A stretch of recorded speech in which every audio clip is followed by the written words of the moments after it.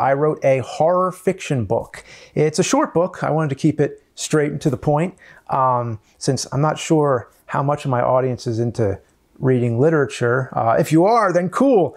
But either way, this is something I wanted to do for myself. I originally wrote the story as a screenplay, and as you probably know, I like to make movies. Growing up, that was always my creative outlet.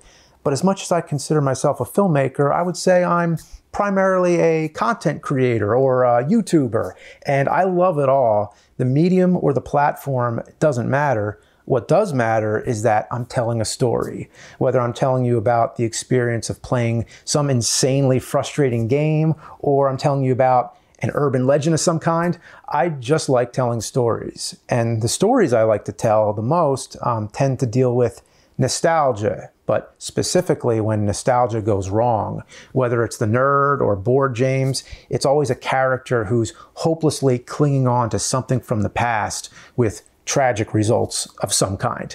The story of Gnome Cave is just that. It's about a middle-aged character, Dante, who wants to go back to an amusement park he remembers as a kid. In that park, there was a ride where you sit in a minecart, you go underground through this cave, and it was pretty innocent. There was a bunch of animatronic gnomes and elves that were all greeting the kids.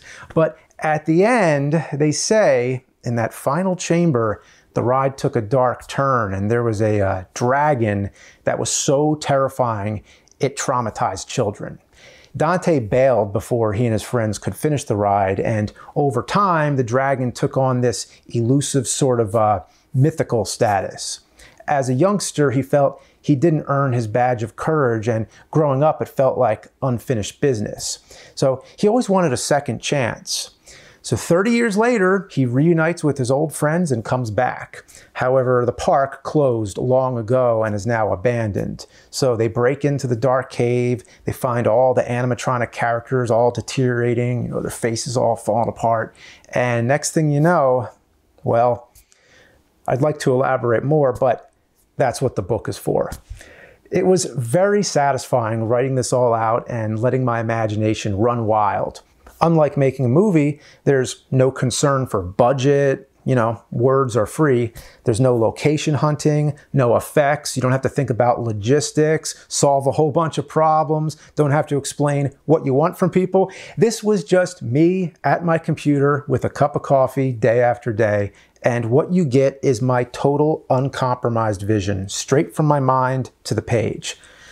I always thought I needed visuals to tell the story and that with a book I would be limited. But on the contrary, writing this book gave me a greater sense of creative freedom than I ever thought possible. I could get into characters' heads in ways I couldn't before. I could better communicate certain sentiments and ideas. And it could still be a movie. And you know how many movies start as books anyway. It's a logical step forward. Books and movies are different. And the best example I can think of a book and movie that complement each other is 2001: A Space Odyssey. The film tells you everything by using visuals and sounds, but at times it's very abstract, whereas the book is the written thesis, explaining what it all means and raising thought-provoking questions.